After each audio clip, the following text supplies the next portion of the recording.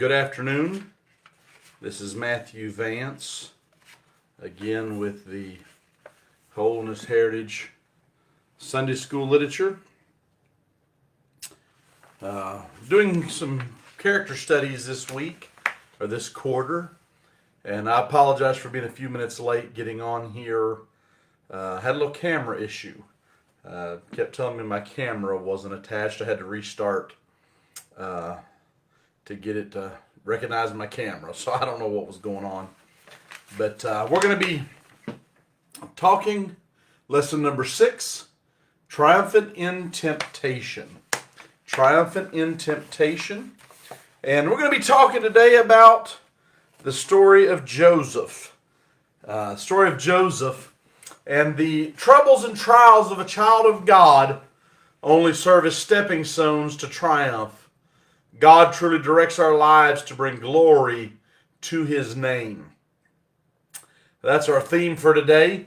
And our golden text, watch and pray, that ye enter not into temptation. The spirit indeed is willing, but the flesh is weak. Matthew 26 and 41.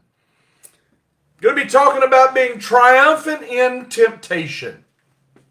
Reading from Genesis chapter 39, verses 1 through 4, verse 7, verse 10, and then 19 through 22. A lot more we could have read, but for the sake of time and space in the lesson, we won't do that. But, and Joseph, Genesis 39 and verse 1, and Joseph was brought down to Egypt, and Potiphar, an officer of Pharaoh, captain of the guard, an Egyptian, bought him of the hands of the Ishmaelites, which had brought him down thither. And the Lord was with Joseph, and he was a prosperous man, and he was in the house of his master the Egyptian. And his master saw that the Lord was with him, and that the Lord made all that he did to prosper in his hand. And Joseph found grace in his sight, and he served him, and he made him overseer over his house, and all that he had he put into his hand. I'm going to jump to verse 7. And it came to pass after these things that his master's wife cast her eyes upon Joseph, and she said, Lie with me. Go to verse 10. And it came to pass as she spake to Joseph day by day, that he hearkened not unto her to lie by her or to be with her. And verse 19. And it came to pass when his master heard the words of his wife, which she spake unto him, saying, After this manner did thy servant to me, that his wrath was kindled. Joseph's master took him and put him in the prison, a place where the king's prisoners were bound, and he was there in the prison. But the Lord was with Joseph, and showed him mercy, and gave him favor in the sight of the keeper of the prison. And the keeper of the prison committed to Joseph's hands all the prisoners that were in the prison, and whatsoever they did there, he was the doer of it. Hallelujah. I do want to give a shout out to family I met this week out in Oklahoma.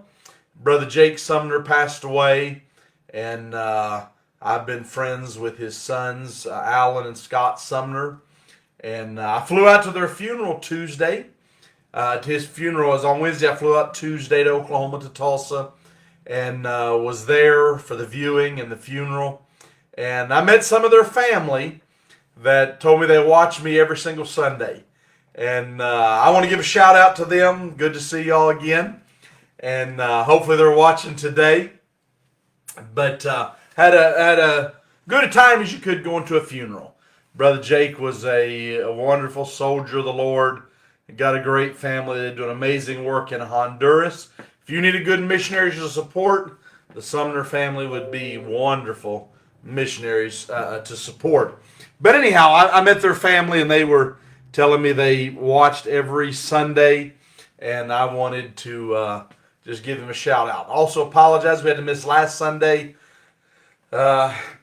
Just had several things compound one on the other. Just wasn't able to do it. So I apologize. All right, we want to talk here about Joseph. And in our story here, the lesson opens with Joseph just arriving down in Egypt. Probably just maybe a 17-year-old boy showing up, sights, sounds, customs, everything that was different than what he was used to. But the story of how it got him there, the brothers that hated him and conspired against him, they hated that he had the coat of many colors. They hated that he appeared to be his father's favorite son. I did hear a guy this week say, "You're not supposed to have favorite kids." He said, "But he said, I've got 3 kids, but I actually have a favorite." He said, "It's my neighbor kid. I like him way better than I do any of my 3 kids." Well, I don't know. You're not supposed to have favorites, maybe. But he was his father's favorite. And the coat of many colors, they hated him for it. The dreams, the stars, and the sheaves bowing, they hated him for that. And so they took him, stripped him of his coat, took him, put him in a pit, took the coat, dipped in blood, tore it, sent it to his dad. He's been killed by a wild animal. Along comes the Ishmaelites. They sell him as a slave. So Joseph goes from being the favorite son to the pit to a slave. He gets to Egypt. He's here in Potiphar's house. The auction block is set up, and Joseph is bought by Potiphar and taken to his house. Potiphar is an Egyptian, captain of the guard, almost like a general maybe, chief of police, something of that nature. Probably lived in the region around Goshen that Joseph would later bring his family down to. So Joseph probably became familiar with that. But the Bible tells us that the Lord was with Joseph. Even though a slave, I'm sure that as a new slave, a young slave, a foreigner, he probably got the nastiest jobs, the ones nobody wanted, had to do the things that everybody else hated. But God was with him. God was with him. And you know what? God had a plan for Joseph. One of the things that a lot of people deal with and can't comprehend is why bad things happen to good people. Bad things happen to good people. Why did Joseph have to face that? And I know there's many people that have said, "I don't understand why that had to happen to me. Did God not love me? Did God not care about me?" Well, what about Joseph here? He could have easily said, "God doesn't care about me. I've been taken from my family. I've been sold as a slave. I'll never see him again." But you know what? God had a plan for Joseph. And the Bible said throughout this 4 times in this chapter, in verse 2 and 3 and 21 and 23, the phrase, "the Lord was with Joseph." And I'll tell you, friend, the Lord is with you in your trials today. You may not understand it. You may not comprehend it. You may not see what God's ultimate plan is. You may not see that. But Joseph was still in God's mind. And you are still on God's mind. You know what? What I love about Joseph is in the midst of all this, you never find him getting bitter. If there was anybody say, "My family hasn't treated me right," yeah, neither did his. The Ishmaelites, my friends, people I knew, didn't treat me right, yeah, neither did his. Potiphar, the guy that bought him, he didn't treat me right, yeah, neither. You may say, "I'm here, and I don't understand why I'm here, and I don't understand why I'm going through what I'm going through." But you know what? The Lord was with him. And I found out if you allow God to stay with you and you allow God to help you, I have found out He'll pull you through. The Bible tells us that Joseph found grace there with Pharaoh. The Bible said that he made him overseer over all of his house. Now that probably didn't happen right away. Best we can tell, Joseph probably worked for Potiphar maybe 11 years. We're not positive. But in that 11 years, he rose from a slave until he was over the whole house. Still a servant, but over a whole house. And I want you to notice that not only did the Lord bless Joseph, but the Lord blessed the house of Potiphar because of Joseph. But just like any time that you are used by God, any time that you are right with God, you're going to find out that the devil is not going to like it. The devil's not going to like it. Joseph may not have got bitter over what happened to him as a young man. He may not have got bitter about being sold as a slave or being bought by Potiphar, but the devil had not given up on trying to make Joseph fall. And that brings us to the villain of our story today. This woman, Potiphar's wife. And I've heard guys say that people say that that men having affairs, men committing adultery, it's the men. Well, for every man that has an affair, there was a woman they did it with. And this woman here was the one trying to initiate the affair with Joseph. She comes to Joseph and begins to seduce him. She casts her eyes on him or looked on him lustfully. The Bible said that Joseph was goodly. That means he was handsome.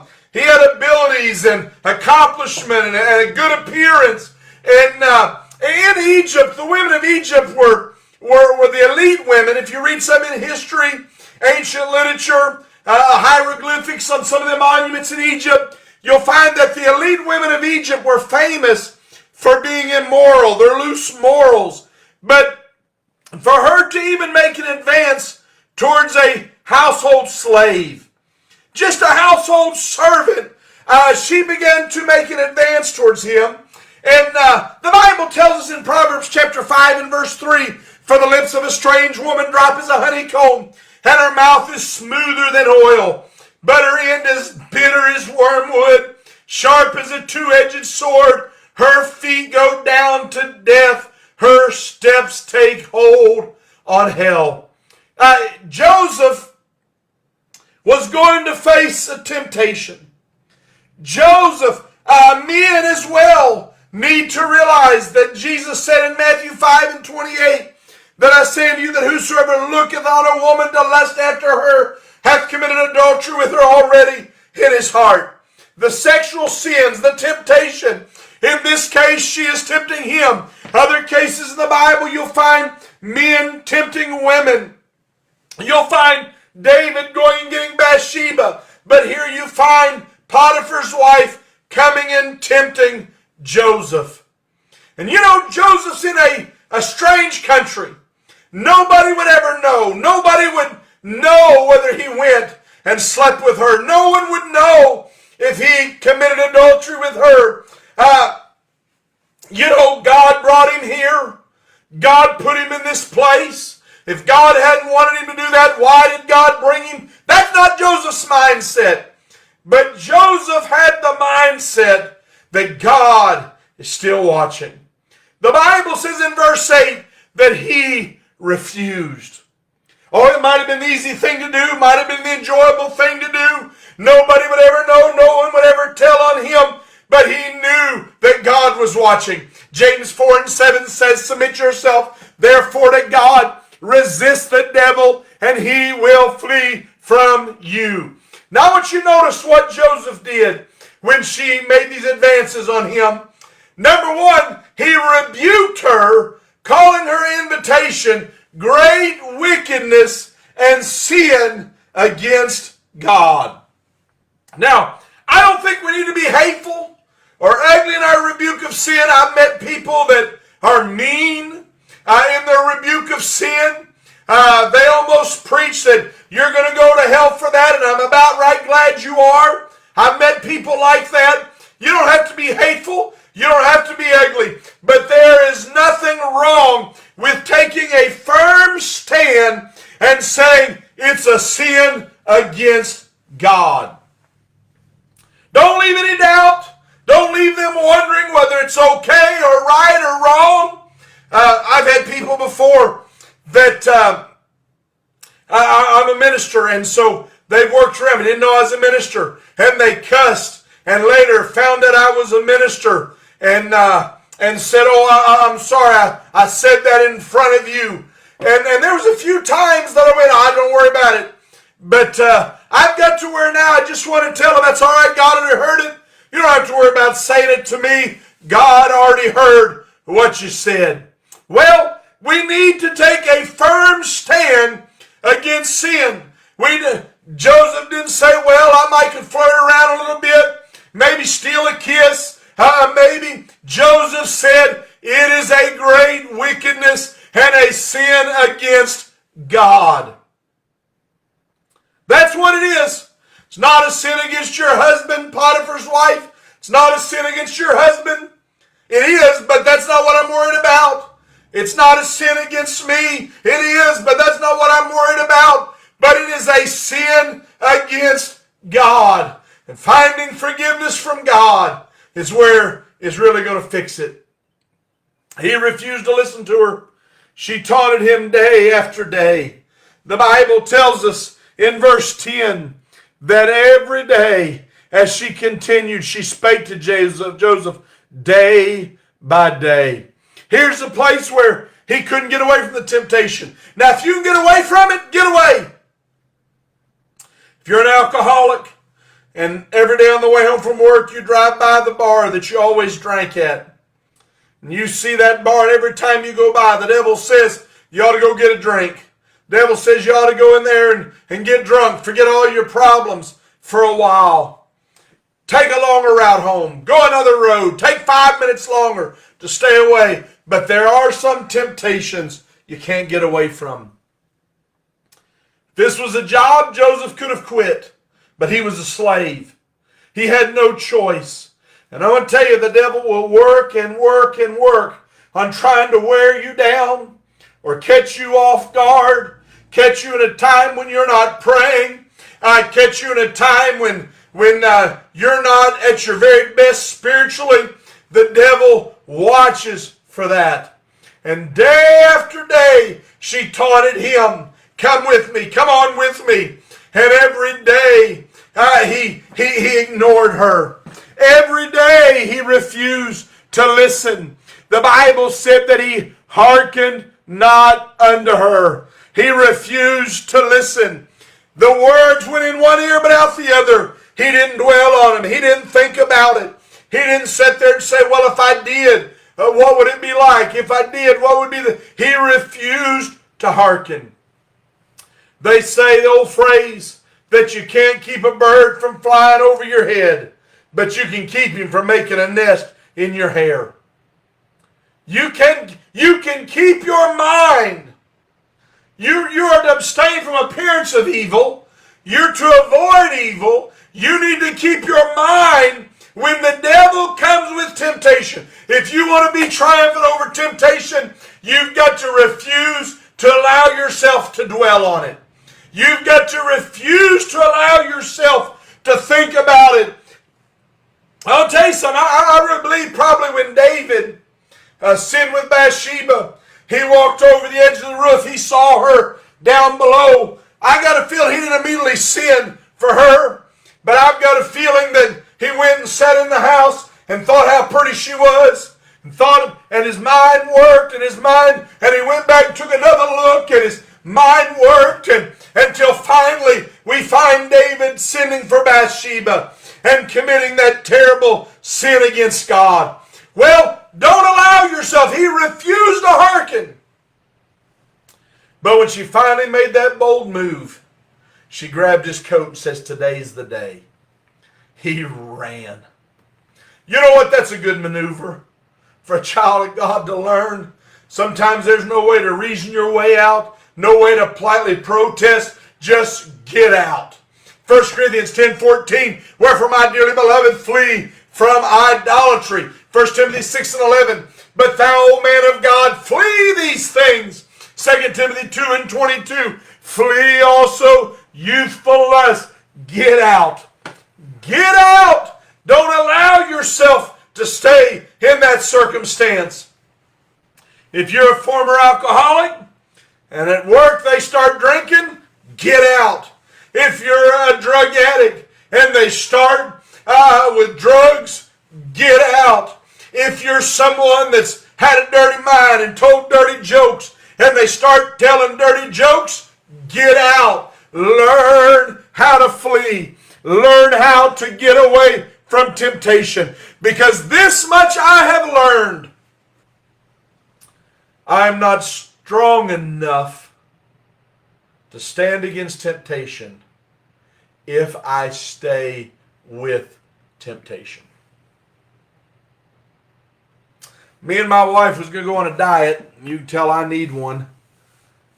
We was going to go on a diet, and I had to get the cake and pie out of the house. It's a lot easier to not eat it when it's not there. It's a whole lot easier to let it go when it's not there. But I'm going to tell you something. You leave that ice cream sitting in the refrigerator, freezer, and about midnight one night, I'm going to go eat it. Get it out. I'm not strong enough. I'm not strong enough to stand against temptation if I stay with temptation. Now understand, I'm not saying that I can't stand against temptation. But I'm saying if I coddle it and I stay around it and I be part of it, I will weaken my defenses until I am not able to stand against it.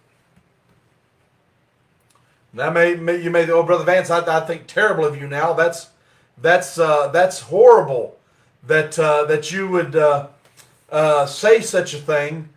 No, if I allow myself to dwell on it, I allow myself to think on it, allow myself to stay around it. When she grabs my coat, if I allowed myself to stay there, Joseph would have fallen. But he realized to stand against temptation, sometimes you got to run. The Bible said he'll not suffer you to be tempted above that you're able to bear, but will with the temptation make a way of escape that ye may be able to bear it. And the very next verse says, wherefore flee also youthful lusts. Said there's some people think that I can stay in temptation, I can stay around temptation, and I'll just be strong enough. But he said there will be a way of escape from temptation that you may be able to bear it, wherefore flee. The way of escape is get away from it. You want to be triumphant in temptation? Don't allow yourself to stay around it. You hear me? You got a secretary at work that's been tempting you? Find her, you want a new job. You've got, I love this little illustration here in the lesson of a civil war. It was illegal to trade in cotton. The North had a blockade against the South, and you couldn't buy cotton. And there were those that tried to buy cotton in the South and run it through the Union lines and sell it up north, had a huge profit.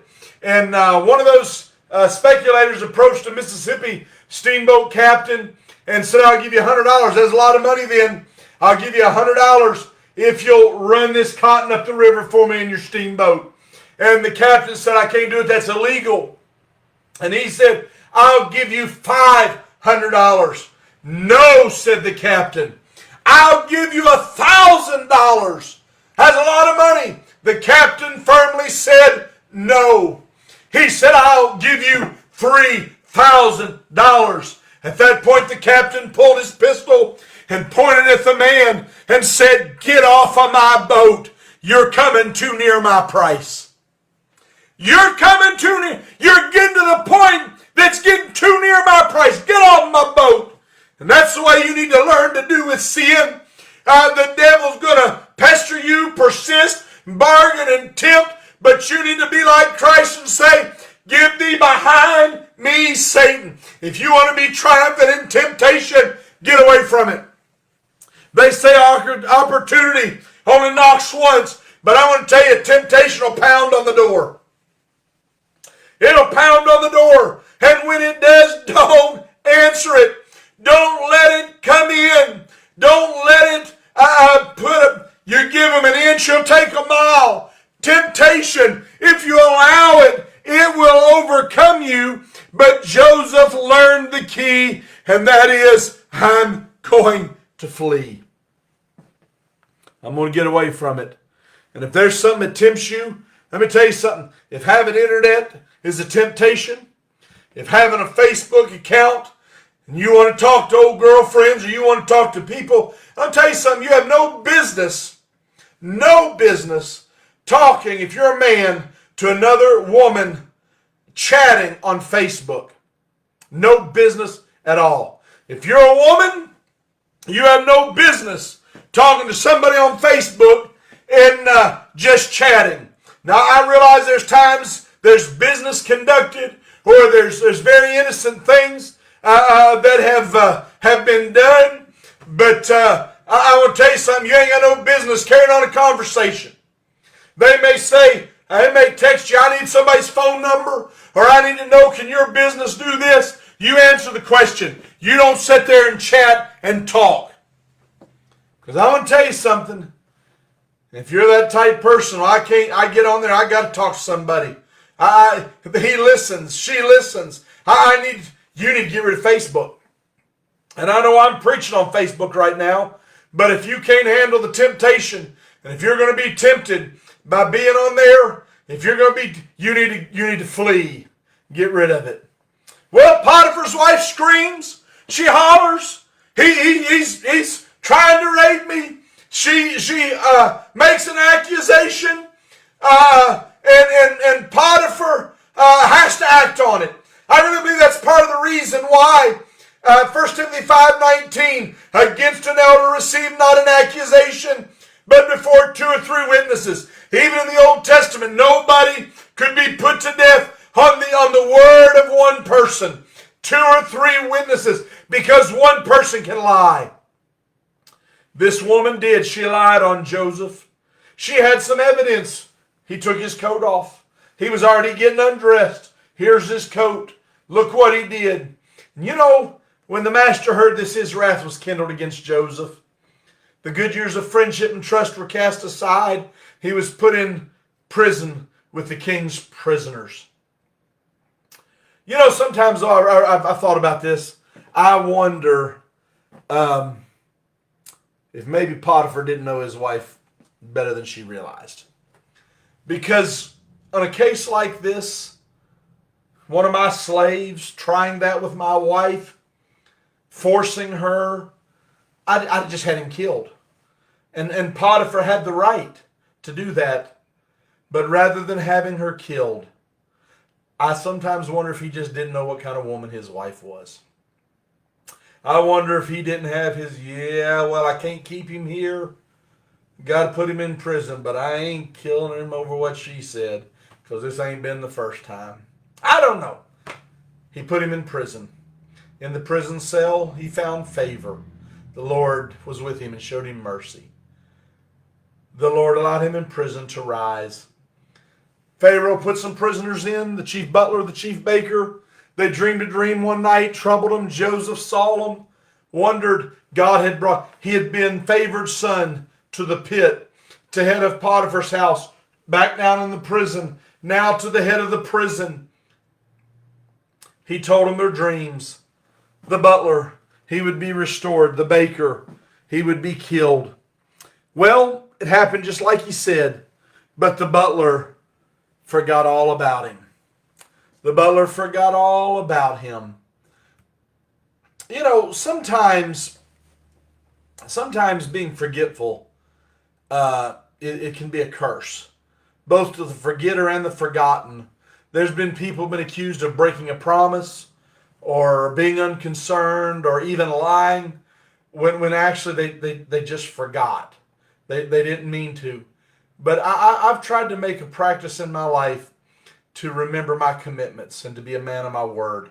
not to let it slip from my mind.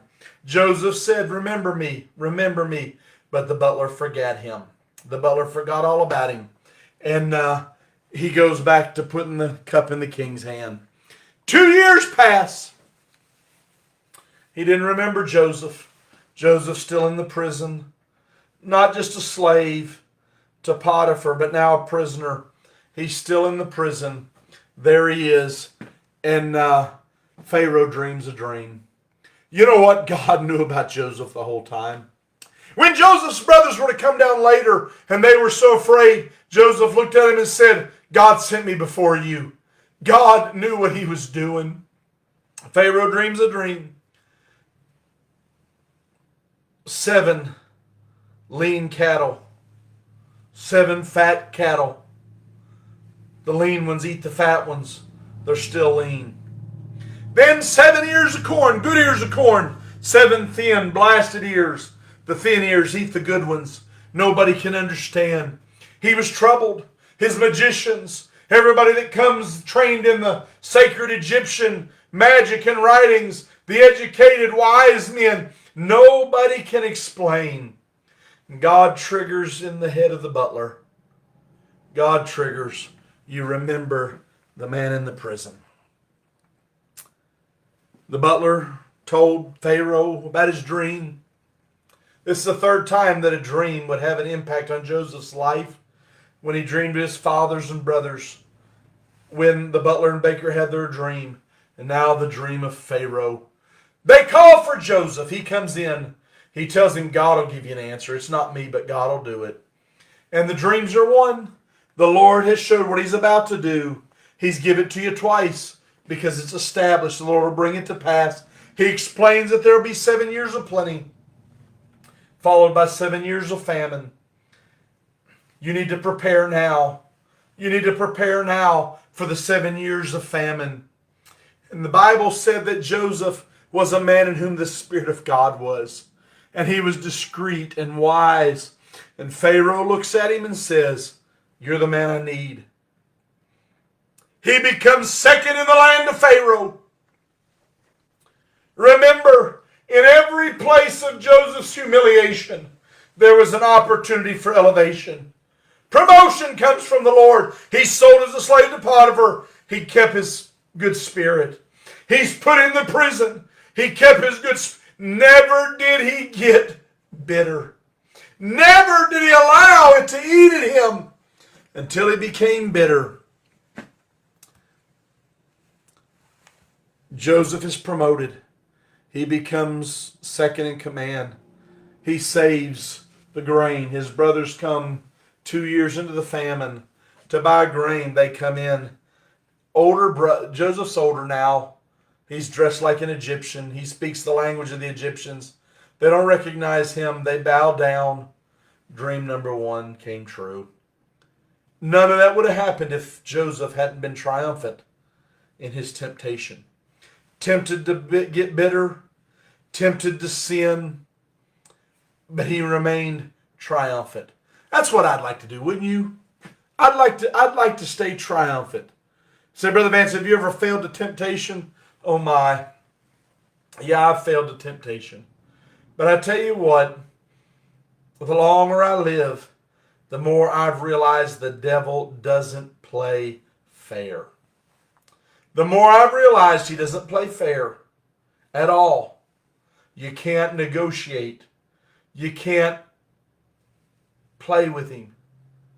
You got to resist the devil and he'll flee. All right, Lord bless you. I know I didn't get as excited today maybe as I have in times past, but I wanted to tell you you could be triumphant. I wanted to remind myself I could be triumphant in temptation. All right, Lord bless you. We'll plan on seeing you next Sunday. Like I said, good to have my friends from that I met in Oklahoma watching. Glad they watched today, and glad for every one of you that does watch. And if you want to leave a comment or a post, just hey, whether if you enjoy it. If you don't enjoy it, just tell me, boy, it's the worst stuff in the world. You need to quit this. And let me know. All right, Lord bless you. Have a good day.